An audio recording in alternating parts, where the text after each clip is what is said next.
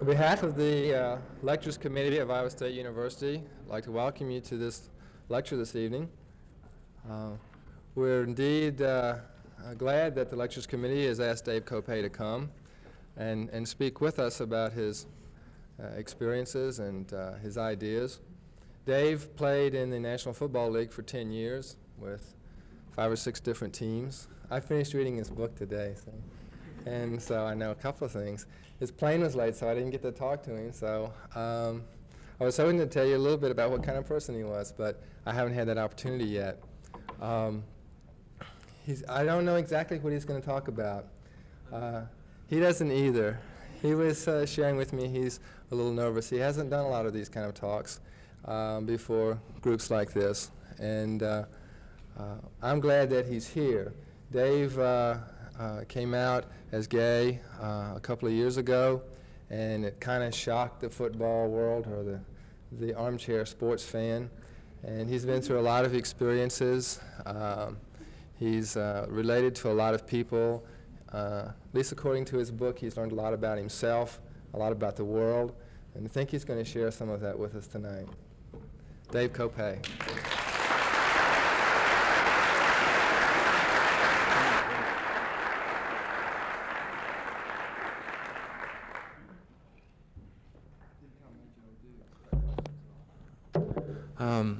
This is going to be more of a discussion this evening than a lecture. I'm not really one to do any lecturing to anybody. And I'm a bit nervous tonight. Just got in from New York. It was fogged in there, and got out late and got in Chicago, and it was a snowstorm. Typical Midwest weather.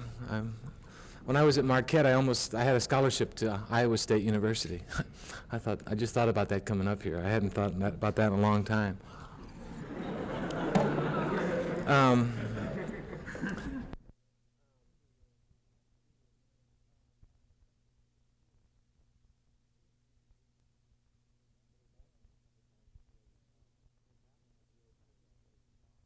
Go to the bathroom a couple of times before these talks, kind of like the old football days. And I think this is the only school I've ever been in that I never saw any graffiti on the walls, you know. I don't know, maybe Brigham Young, but I haven't invited me there. I was just at Trenton State College by Atlantic City, and it's a small school, about 4,000.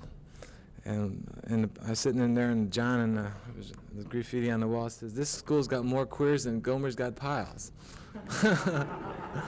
I thought it was kind of a trip, and you know, it was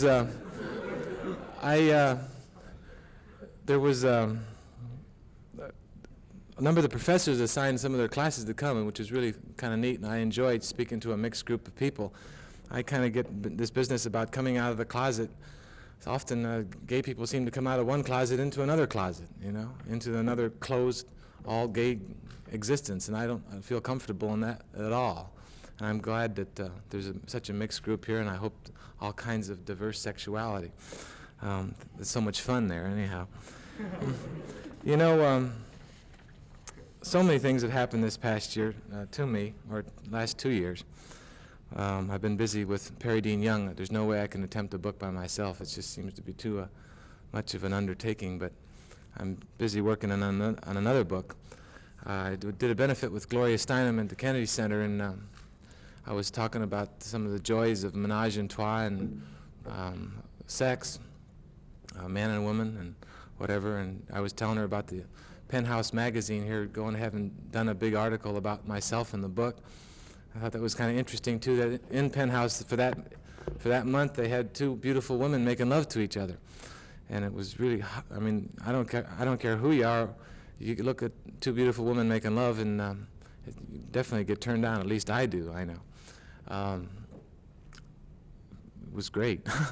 Anyhow, Gloria, we're talking some more, and she asked me what I'm going to call my next book, and I said, well, I really haven't come up with a definite name. I'd kind of like to maybe use some of the football jargon, you know, end run or option play, or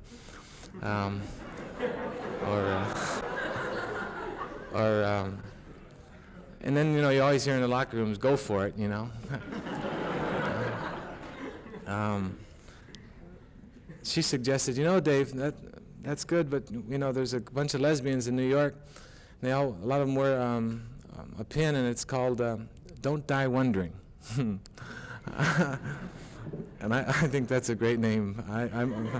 I've been fighting with Perry Dean that that's what we should use, but he says that it's more than just that. So maybe we'll just call it "Go For It." I don't know. Where am I? You know, I'm in Iowa State, I guess, but I've spent a whole book trying to tell reasons for why I had to come out and or just speak out, maybe come out as a human being rather than just a gay person. And there's all kinds of reasons, and it goes on, and maybe we can get into talking about some of those later.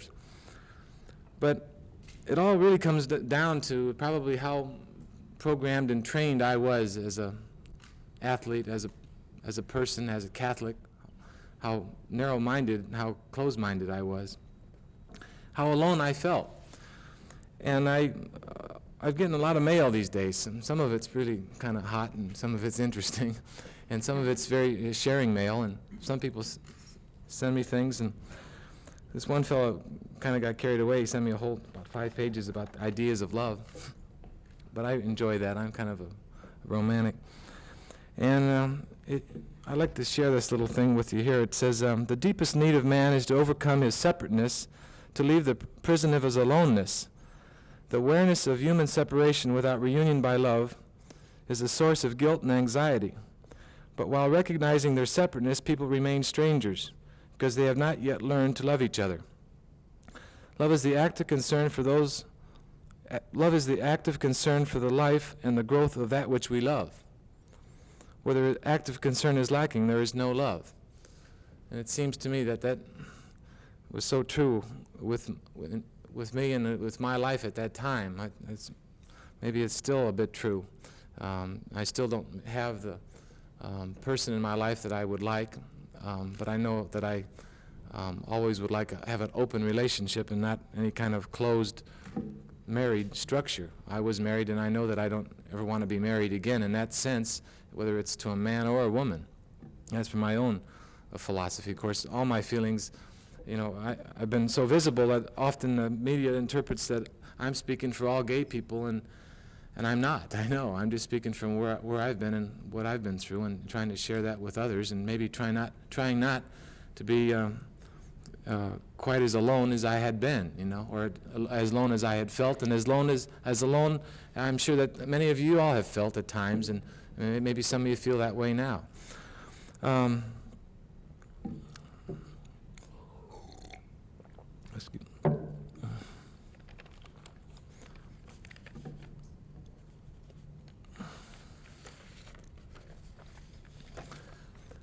In my mail, it's really amazing. Sometimes it's very desperate. A man wrote, I'm college educated, have been in analysis for 2.5 years because I twice tried to kill myself. I wanted to punish myself for a crime nobody knew about. I was gay. I've been on a lot of talk shows, and sometimes these men want to, or some men get into wanting to label me as being less than a man. Homosexual being less than a man, and that really irritates the hell out of me. I was on Geraldo Rivera's show, and before the show I was backstage talking with his younger brother, who was about 6'2", 110 pounds, in great shape, lacrosse player, really hot, really a lot of fun, really loose, beautiful kid. And we were just talking about sports and whatever, and he says, God, I'm going to go out and get your book. And I said, don't worry, here, take this, And I was feeling real good. And the idea of being more than a man and being homosexual, I think, is maybe what is so threatening to a lot of heterosexuals. I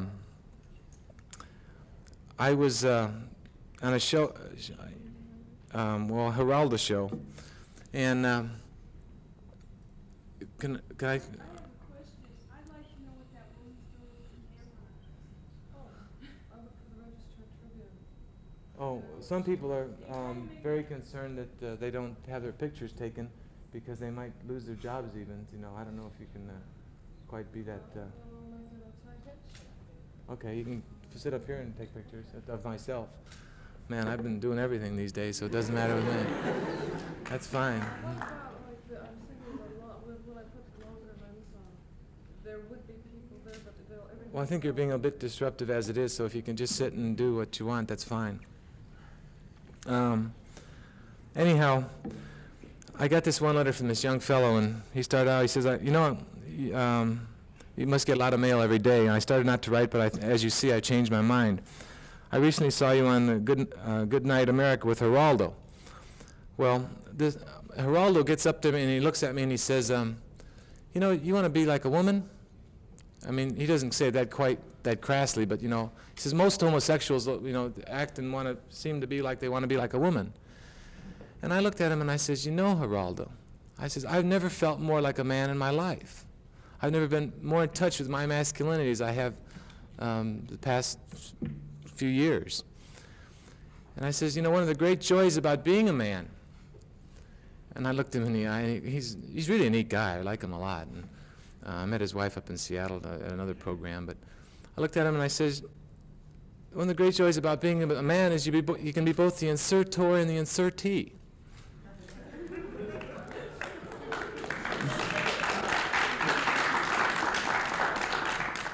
Well, he went, well, yeah.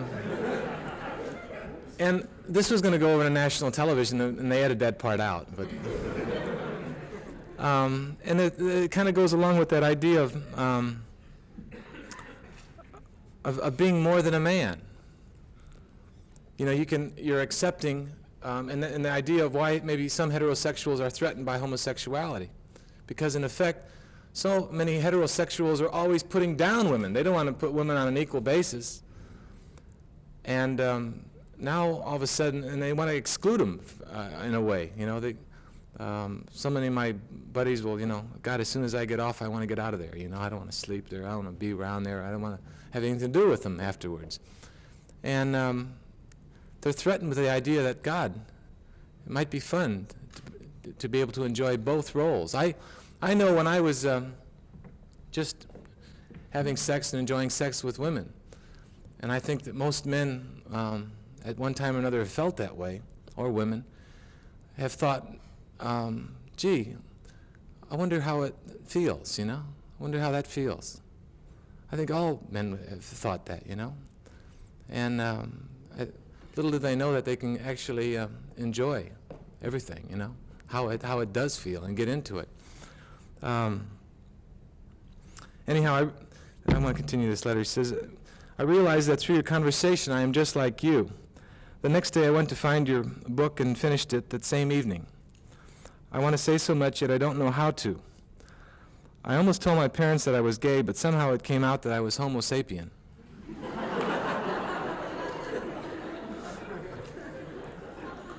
I'm only 16 and confronted with the feelings for my own sex. I started masturbation at about 11, and now I'm still doing it. I get so determined I can perform oral stipulation on myself. Dave, I wish we could be friends. I don't know anyone I can talk to. You are a very busy man, but I hope you find time to write. Longview, Texas. You know, that's another thing, the idea of, you know, oral stipulation on oneself. I have a football playing buddy of mine, and that seemed to be the goal of his life. Does that mean he's queer? I don't know. You know? I see some people looking like they're hiding from me. I don't know what they're...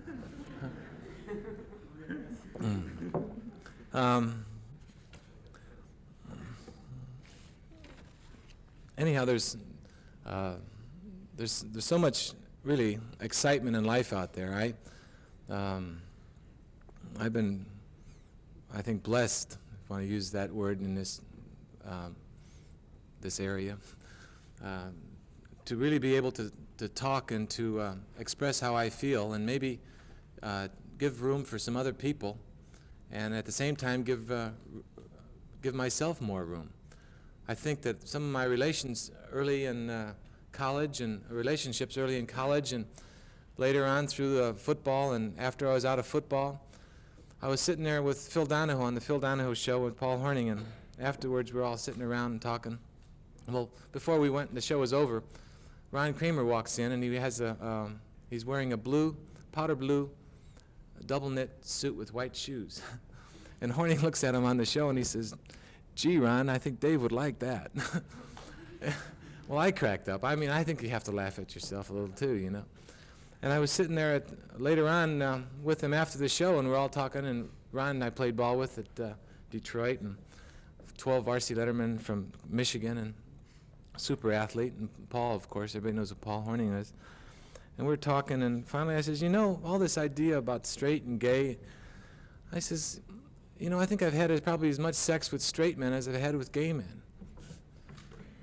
Kramer and Horning, wait a minute, what are you talking about? You know? Well, it's true. But so often, and in my own experience, those people were so afraid of what they had done and couldn't get into enjoying it, and it just kind of made me more isolated, that it just kind of helped me speak out about things, or it was like just something that I had to do. When I was living in Washington, in 1975, I was back there to sell NFL pub mirrors. At the time, I thought I had a red-hot idea that the National Football League would go for, and I was going to do, the pub mirrors were just becoming in style, and I thought, what better to give all these super crazy sports fans a picture of their favorite player on a mirror so that they can look at their favorite player and team and then see themselves at the same time. I thought it was a pretty good idea, and I put a lot of money into it and got a license from the National Football League to do it. But I really didn't get behind doing it because I just felt that there was so much more important things to do, you know, and I really didn't know, you know, what area I was headed in. I used to work and train out in Santa Monica, or up above Malibu. Malibu's up above Santa Monica. It was in Malibu. And one day I was walking down the beach back about 1972, and I ran into this young fellow. And he was sitting there, and he'd been badly scarred and disfigured in an accident in his home when he was about 10 years old, a combustion fire in the garage. He was sitting there, and he was writing this poem on a paper bag. And I reached down, and I says, "Hey, what are you doing?" He says, "I just finished this poem." I says, "Can I read it?" He says, "Oh, you don't want to read it. It's no good." You know how people always, nobody's ever told a kid he probably could write or he could do anything, you know. I says, "Hey, let me read it." And I read it. I says, "God, this is unbelievable. I couldn't even imagine myself doing something like this." And I said, "Let me have it." He said, "No, you don't want it." I says, "Please, let me have it." He said, "Okay." So I took it on home, and I typed it out, and I put it on my wall, and I kept reading it. And it really affected me a lot. And I'd like to share it with you. You have to imagine yourself at the beach and how you feel when you're at the beach. And then sometimes you need to go to the beach. And the poem goes on, it says, "Over the valleys of lighted tree tops, the sun is the maker of all that is good. Here at the edge where all living hell stops, nature is the ruler, you know that she should. People create, now they destroy. A vast contradiction, don't you agree? Who is to blame, and what is the answer? It's so close, people. It's just you and me. Love and peace with a smile guides the way. For all of us, a much better day. But thinking is all right, and talking is worse. Tomorrow is here in a flash of sunlight. Then I'll say go and chart your course. The way that is real is the way that is right." Well, I kept looking at that. Who's to blame and what is the answer? It's so close, people. It's just you and me. You know, I think I probably was prepared for a lot of hostility and anger. Again, football prepared me in a way for that.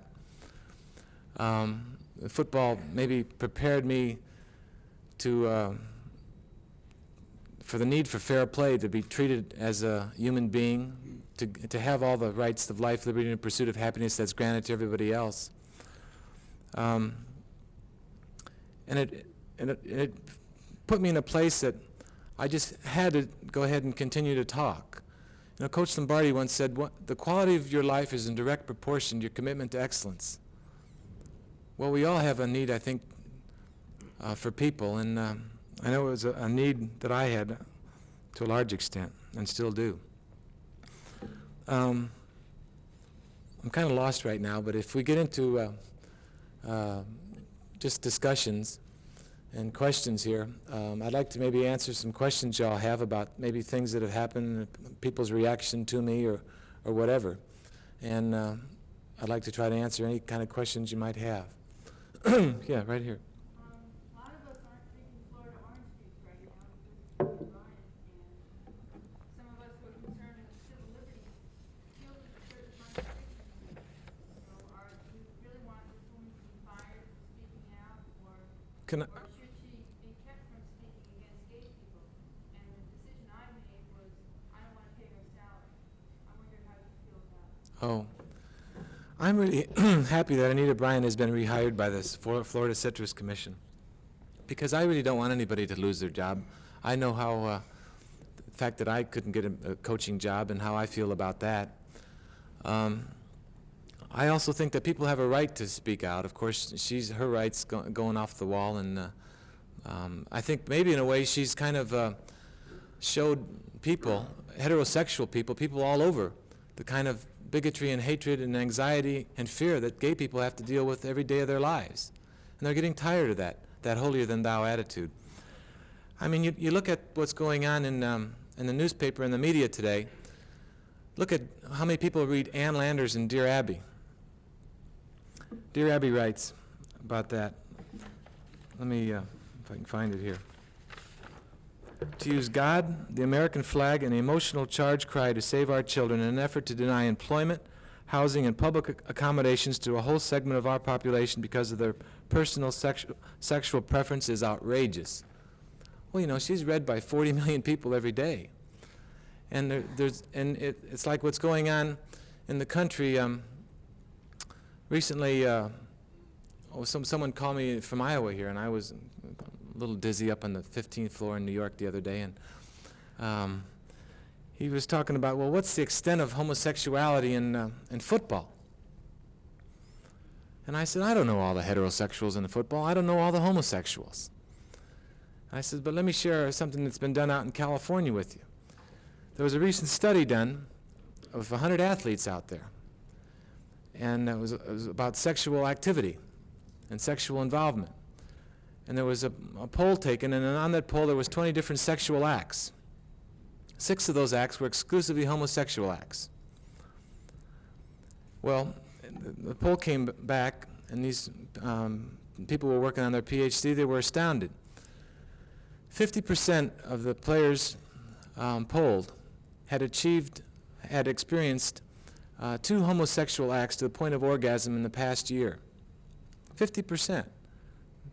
Now, does that mean that they were all, all gay or all straight? No, it means that they're sexual beings, and I think that's what people are plugging into more than the fact that they're just gay or straight.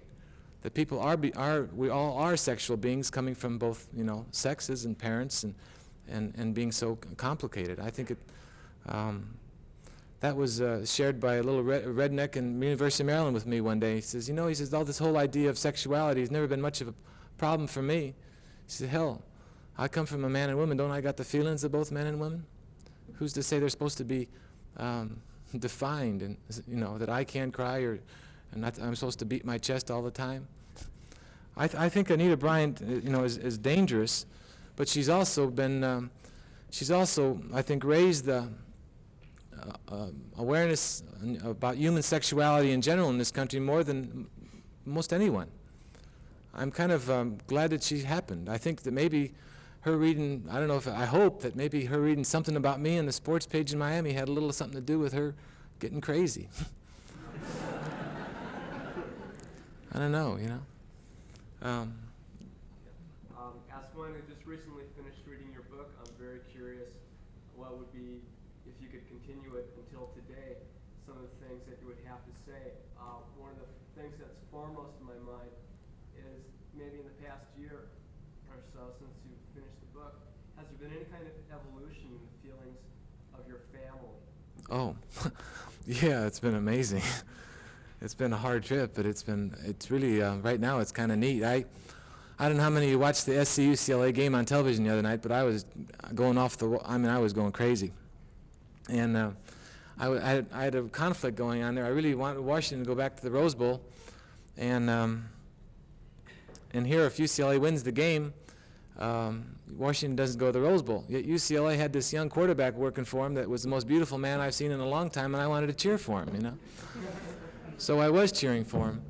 And then he goes down and SC, they scores a touchdown, and he looks like he's going to be the hero, and I'm going, oh, hell, but I still was happy for him. And then SC comes back and kicks the field goal and sends Washington back to the Rose Bowl.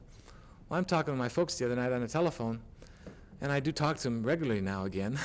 Sometimes it was a long period of silence. You know, if you read the book, you know how that is. Sometimes when people say to me, God, I enjoyed your book, I look at them and say, are you a masochist? You know?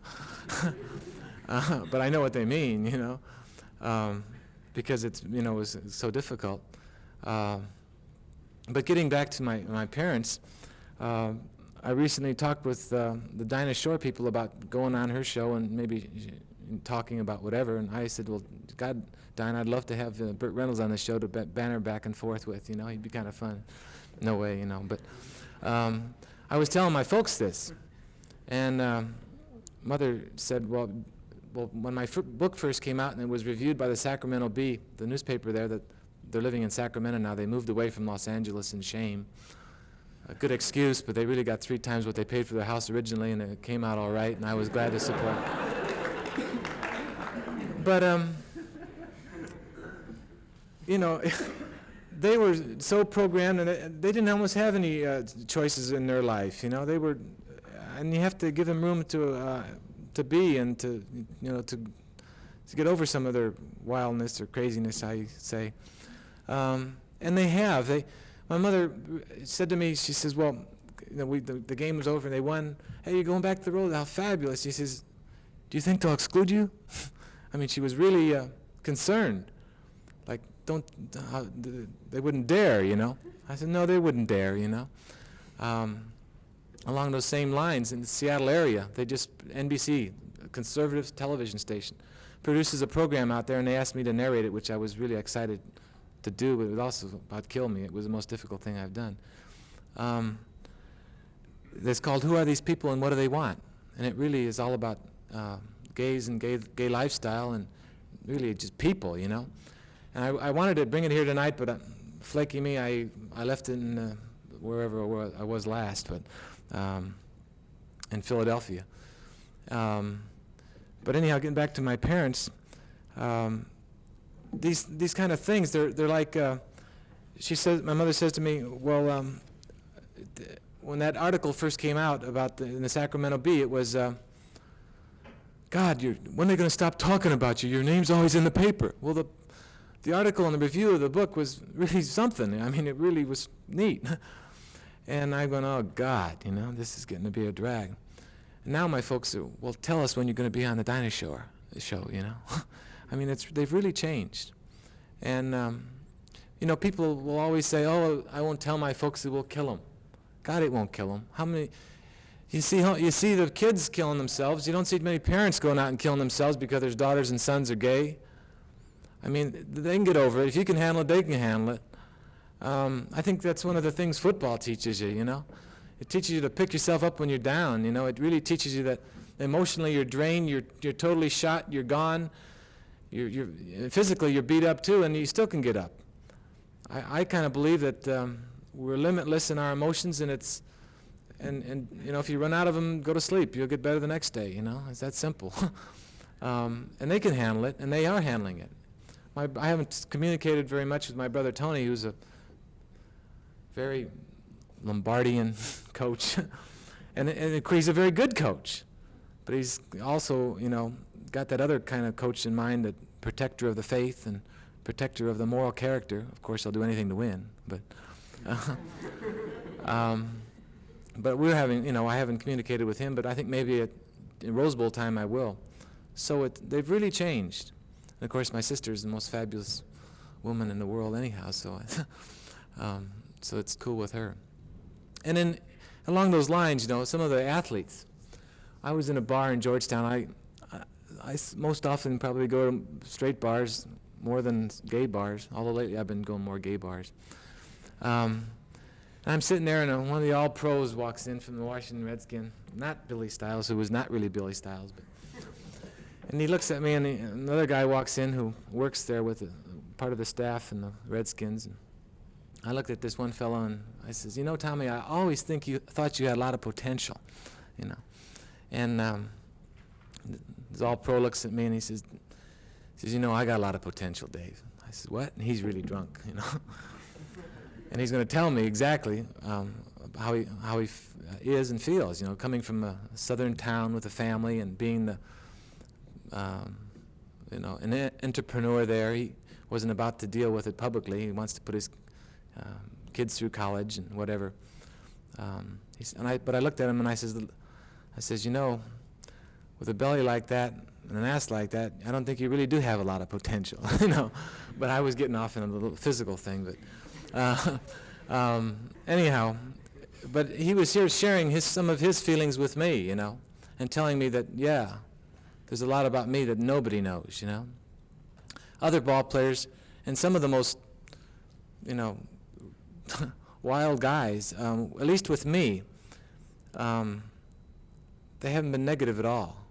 They might go and talk behind my back, but so what? They'll talk behind other people's back about other things anyhow, you know.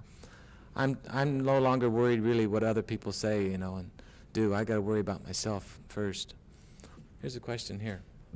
In your book and in the articles in the written guide, you say a lot about excellence and talk. Queer? Is that a... No, do you see yourself as the spokesman for a group from now on, or you're running with the book? I want to talk, and I think, well, I want to talk. Sometimes I don't want to talk because I'm too nervous, but our book, Perry Dean Young, I could never have done the book without Perry Dean Young. I mean, but I was able to get what I felt and wanted in the book. There's so much more there, you know, so much more to say. Yet I'm not really concerned about, you know, you're only as good as your last book. Blech. I don't believe all that, you know. That's... I don't really foresee myself as just being, well, I don't know. It seems like I'm doing behind-the-scenes lobbying now in New York with a lot of senators and congressmen, and some on a very personal level. Now, if someone wanted to give me a hunk of money and really so I could feel secure in the fact that I could live and eat every day, I might become a national lobbyist. I don't know, you know. It's a difficult question. But I know what I've been feeling these days about what's been happening, you know. The fact that my book was reviewed as a book on human, nay, sexual liberation. That excites me more than just gay liberation. Because that's what's going on within the women's movement today and everywhere. It's the whole getting past the idea of sexual politics. And it seems like I haven't been able to avoid the political area, and it's been kind of fun being involved along those lines. I know that I'm moving to Los Angeles soon, and I'm really looking forward to get back near the beach, especially when I finish my second book. Go ahead.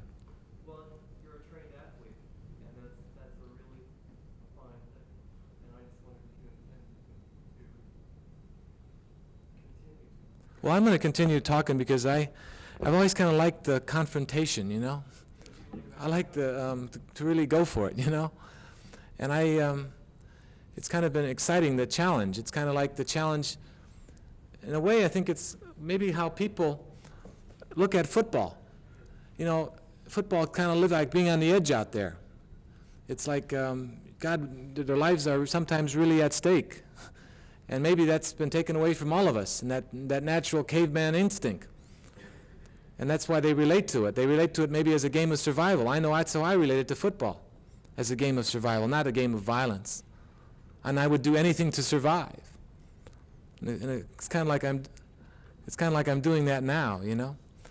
I remember sitting on the David Susskind show, the first show I ever did, and I was kind of into being the nervous, non-aggressive, kind of quiet, and I'm into playing the role as, you know, maybe the guilt-ridden gay, you know, a little bit, you know, looking back on it now. But hell, it had never been done before me one other time, and I think David Rothenberg, the Fortune Society. But everybody thought and told me how bad David was going to be with me. Well, now, he wasn't bad with me at all. To begin with, he's kind of a macho dude himself, and I've been in that way, you know, I am, I guess. So, and I was an athlete, and he was really into sports. All he wanted to talk about was the upcoming Super Bowl before the show. I remember sitting there just chatting away with him, and he wasn't attacking me at all. Really, that's the way I've been feeling lately. Anyhow, is like I got all the aces in a poker game. You know, it's been really feeling like a powerful feeling. But I remember also people say, "Well, God, weren't you scared to death?" And I says, "Yeah, I was scared, but you know what I was really scared about? I was scared that I'd lisp." I never lisp, but so. You know, then again, of course, that's, you know, stereotyping or whatever. But sometimes I lisp, you know, but I thought, well, God, if I lisp, then, you know, this whole deal, you know, it's all blowing, you know. Keeping images in mind, you know. Please don't think that I'm bad-mouthing people that lisp, because I get attacked that way all the time. But okay, back here.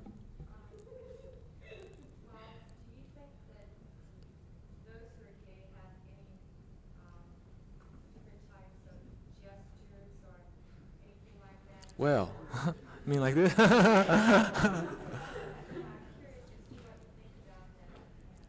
I think this is of course, my own personal view, but you know, it seems like in the past, I've had a lot of homosexual men write me lately and say, you know, I was turned off by the aggressive athletes. I never could quite compete, so I didn't, and they were just so damn obnoxious that I didn't want to really get in that arena. And they chose not to, and they turn around and kind of do a reverse machoism in stance or and become super, you know, the same kind of intensity in a different area.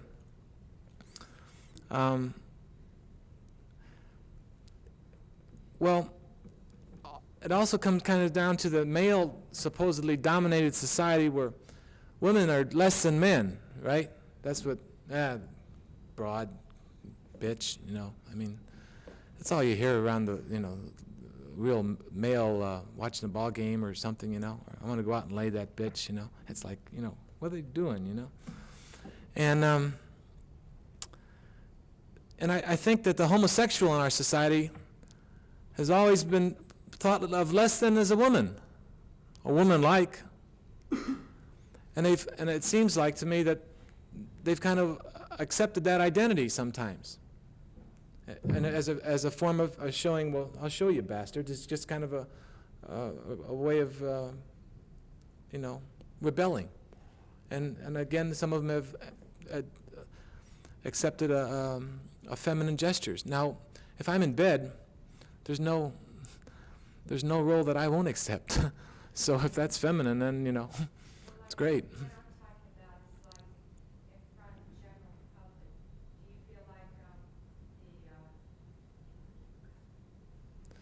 You think that there should be a feminine spokespeople? Is that what you're saying? I think, of course, there's a. Do you feel that the general populace of gay people show certain characteristics and traits? Oh. No, I don't at all, because you look at. I know, no, please. They shouldn't be laughing at you. Well, it's funny right now, but. No. How many people in Iowa? Right here, names, huh? 20,000, 30,000? Well, let's go by your, quote, statistics. 10% of the population is gay exclusively. Do you see 10% all the time of people, you know, around? No, not at all. Here at the school, how many is the school? I don't know, 20,000? Do you see 2,000 gay people all over the place? You might see one a day, or that might be a little swish, and so what, you know? So what, you know? I think that I think it's been interesting to me to find common ground with a drag queen, you know? Been difficult, very, but you know? But I think basically people worry too much about our differences, and they don't really, we're all really alike, very similar. I'm reading Ruby Fruit Jungle right now. God, what a great book. I mean, it's just incredible. Anybody reads that book, you gotta laugh your ass off, you know? And it's so human. It's just beautiful. It's about being different and loving it, you know? No, I don't think that is, you know, you can't really always tell, you know? As long as you don't flaunt it, but over here. In an interview on the radio, I heard you talking about how professional athletics is also, because it's so expressive of a lot of aspects of masculinity, is also, I can't remember exactly how you put it, but it's kind of a great place for a gay to be. And, I'll say. and that it's sort of a logical place for gays to be, and yet the general, That's the real paradox, you're right. the common wisdom is that athletics is the bastion of the ultra macho male who is heavy into women and wouldn't be interested in anything. What is more masculine than total masculinity? What's total masculinity? They talk about football as being a total masculine sport. Totally masculine. What is total masculinity? Male homosexuality. Yeah. You know, the Greeks, look at them. The Olympics grew out of a oneness of struggle, unity of the mind and body. A love expression. The idea of competition. The word competition itself, the literal meaning. Oneness of struggle.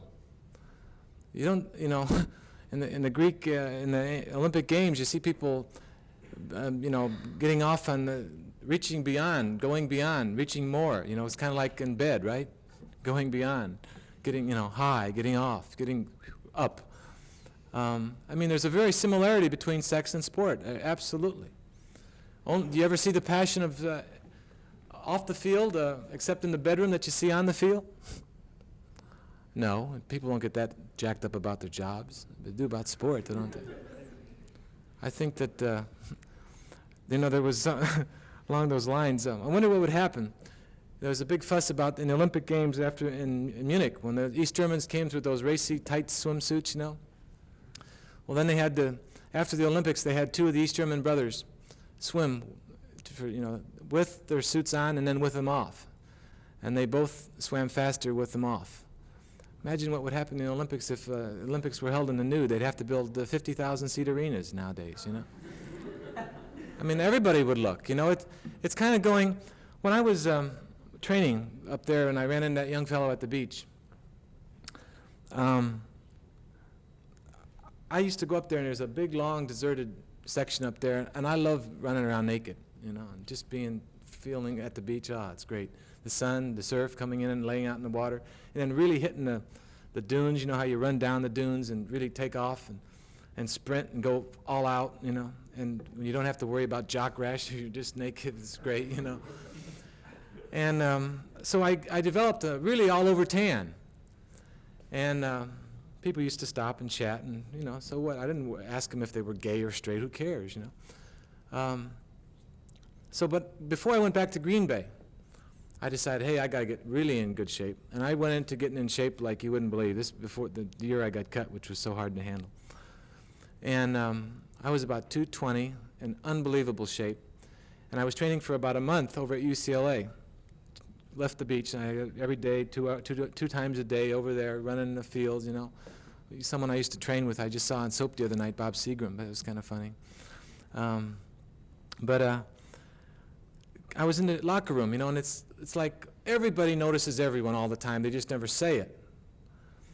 And now, after being away from the beach a month, I started getting a little bit of a tan line again. Started to have a white ass. And I'm in the shower, and Carol Dale, who's been, you know, some people call him a Jesus freak, but he really wasn't one of those obnoxious kind of people like that. And he looks at me and he says, "Hey, where you been?" I says, "What are you talking about?" He looks at me with the tan eyes. "You're tan. Where'd you get the tan on your butt?" I says, "Carol, I didn't think you noticed, you know." You know, that happens. People do notice, you know. A little story about, I was, past year, I became friend with one of the New York Jets and his girl. They used to play basketball all the time, and I still do with him at Georgetown. Really, he's got really a dynamite gal. She's really neat. And he is a really beautiful guy. I mean, his head, everything about the guy is beautiful. You know, he's built, he looks like a Adonis, very easy, he's warm. Well, he's become my friend. You know, I like him, I accept him, I tell him exactly what he looks like. You know, I says, "Tommy, if we're playing a one-on-one basketball game, I think I'm a better basketball player than I was a football player." And I'm throwing up some shots or something, and I'll say to him, "Tommy, okay, now you be skins and I'll be shirts," you know. You know, he said, "Oh, come on, Dave, knock it off." I said, "Okay," you know. I said, "But you know, you look so great." And I'll kid him about, "God, an ass like that should be framed," you know. I'll say things like that to him. Well, there's a couple other friends. One's a commentator in New York, John Dockery, married, runs Joe Namath camps. He was doing an interview, and my name came up, and Tommy was around a bunch of the other New York Jets. Well, Tommy says, "Hey, Dave's a friend of mine," and all these guys looked at him like, "Wait a minute," you know. Well, Chi-Chi sends him a card, training camp. He says, "Tommy, I really think you do have a great ass. Love, Dave." The guys see the card, right? Well, there's no way. Now he's going through, you know, what we experience, quote, the worry or the fear of, you know, being gay, or what other people are going to think about it. And now he's saying he's really very heterosexual. He says, "You know, everybody thinks I'm queer," you know, and uses that word, just, you know, throws it out there. Well, one morning, he wakes up and there's "queer" and "faggot" scribbled on his door, and so, you know, soap. And he really got angry. He came back and he's telling me about that, you know. He says, "You know, Dave," he says, "I wish you would just come up to one of the team parties with me. I'd just grab one of those guys like that," you know. It really, you know, it's a shame what some people do and how some people are. But it is changing. And people like Tommy, hell, I think that's why it's so important that we are, you know, we let people know how we feel and what we are, and not live behind some kind of mask. And get in touch with those feelings. Otherwise, you know, you stop, everything that's alive grows, and you got to grow. It's like that idea about, you know, coming out of the closet. Well, a friend of mine says, "David, you came out of the closet at 10,000 miles an hour." Well, but, you know, after a while, even if you start using the closet, putting things in it, it gets stuffed and it gets filled, and it's no longer any good. It's got to expand. We're energy, we have to expand too. I think it's very important. Yeah, James Gaylor, I'm sure you're familiar with him. The former Washington school teacher who was fired because he came out and said he was gay. No, he didn't come out and say he was gay. He was fired because of a rumor of his homosexuality, which isn't even worse, isn't it? Well, worse, or what? I don't know what he. Phi Beta Kappa out of the University of Washington, right? Go ahead. And I just wondered if you think it's fair that if he is gay and in that, what, 10 or 20% of the gays, do you think it's fair that he teach in a classroom where 80%, the majority of the kids are straight, that you feel that since I think that's a concerned question. Can I answer it? Are you? you feel that, okay, now everybody knows that he's gay, or he's speaking on behalf of the gays, do you think that it's going to be fair that he go back to the classroom and people are going to be able to relate to him as a teacher, or do you think they're going to shun him? Do you think sexuality should be flaunted in the classroom by a heterosexual or a homosexual? I don't either. Me standing here, someone, you know, if you read the David Kopay story, you'll know what my sexual preference is. It's definitely for men. But But I'm not going to be teaching that to the children.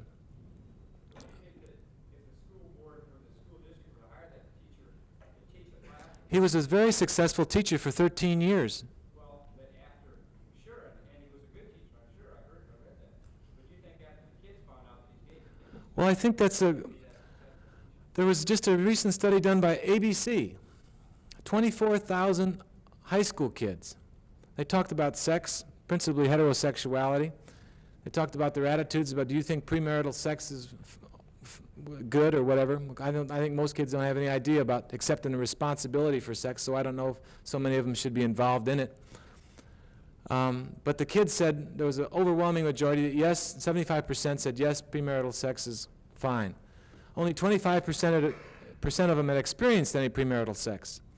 Then the question was, do you think there's a gay teacher should be dismissed because he's gay? Only 15% objected. I think the young kids today are, I mean, they're getting to the point. There was also a study done by NBC around the New Year's last year. They talked about people's attitudes about abortion and ERA, and it was given to parents about whether a gay teacher should teach your students or not. 43% approved. What was the figures? Well, excuse me. 43% approved, something like 50-some disapproved, and the rest weren't sure. But 43% approved. Again, an issue that's really changing. It's kind of like the issue of nudity, too, you know? When you think your body is shameful and ugly, and you've been always taught that you're out of control, I think people tend to become more shameful and out of control. There was a recent, that issue was brought up in San Diego this past year about black speech. It was defeated by 5% only, that there shouldn't be nudity on the beach, in a heavily turned out vote. Again, attitudes about that are changing. It's going to take time. At what point in your life and how did you first start dealing with your own sex preference? Read the David Kopay story. No, God, it was a very gradual growing thing, you know. And now it seems like I get some people angry when I say, God, I might be a latent heterosexual. But I knew from the earliest times I really I'd like to, you know, go for it or do something, you know. But I was so, I just wouldn't really consider, well, how do you do it? Or you can do it, you know. Yes, you can, you know. Woman back here. Could you share with us when you've had any sort of like long-lasting relationship or really emotionally satisfying relationship as a homosexual? Because I can maybe get in a real super kind of still alone with feeling, you know, like the politicians, they have to know, like it's a great time to do this, but I wonder. Oh, just nationally, right? Okay. Sometimes that irritates me that not just your question, but the fact that I really shouldn't even have to be here, you know? And at first when I started doing interviews and stuff, when I said okay to someone about doing something, it was because of my decision, just like any sexual act, you know? But when people like start demanding it of me, it used to really get me, you know, how dare them enter my life and it's so, you know, my private feelings. But again, I think it's sharing your feelings, they do grow and you have more input, as I've been receiving this year. One fellow, Ted Robinson, I call Ted Robinson in my book because of just craziness on society's part, I guess. I loved him very much. He couldn't deal with that, and you know, he's dead. Went to Vietnam 3 times and was shot in the head. Nobody really knows what or how or what it all was about. He was in the CIA, nobody knew that. He kept running, anybody who goes back to Vietnam is looking to get killed. That sense of anger, or that, I mean, to articulate how you feel sometimes is difficult. Just, you know, continues, you know, to make me want to change things. and maybe, reach the relationship I would like with someone. I haven't ever lived with anyone except my wife. And then I felt trapped in that relationship because of the paper marriage. Hadn't it been marriage, or hadn't we gotten married, I think I could have enjoyed our relationship as it was for a long time. And I still think that I'd like to have a closeness with her, and I do feel a love for her still. It's like trying to define all the little things that go into make someone fall in love with you,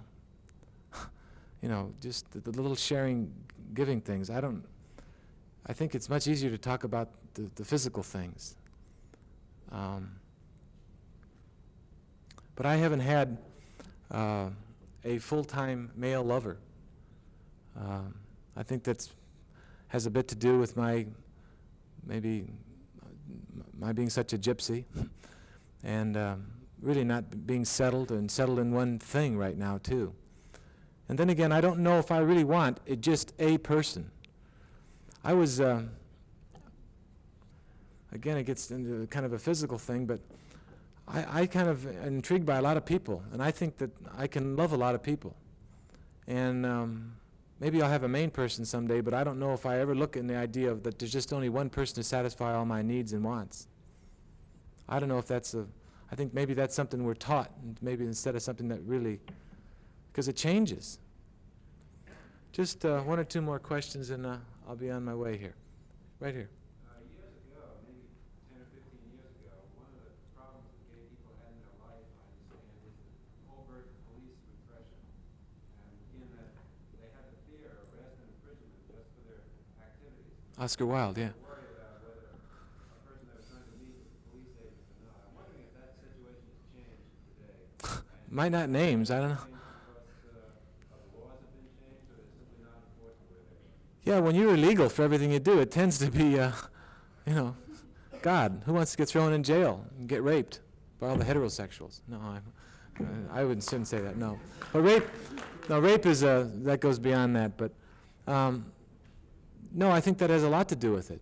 People, me seeing Leonard Matlovich on, Time magazine's cover, someone military, I don't think it was by chance that I was made the general secretary a long time ago in a couple of different places, but it happened, But I think, well, I'm sorry if I'm angering you, sir. Sometimes people anger me too, not you, but I think the changing of the laws is definitely necessary, and that's what's going on today.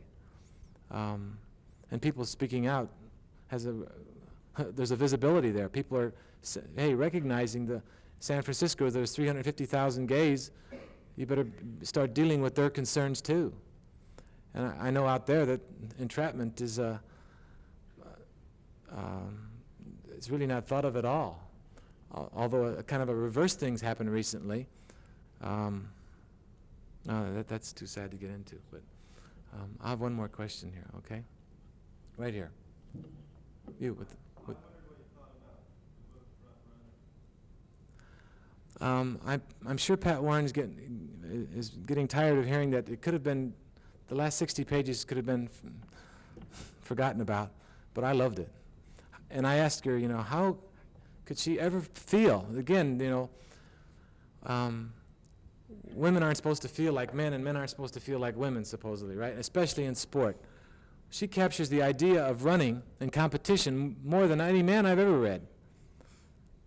And she's never even competed at that top level. And, a woman, I said, I can't believe you, you felt that. And she felt it from just being her own everyday runner.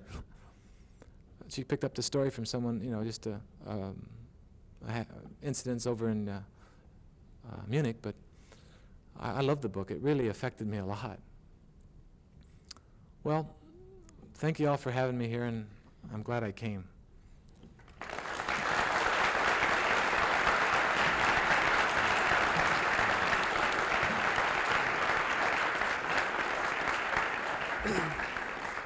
The Ames Men's Center is sponsoring a reception for Dave at the Grub Steak immediately following. As soon as folks get there, if any of you would like to come and talk informally with him, you're welcome to come over. And thanks again for coming, Dave.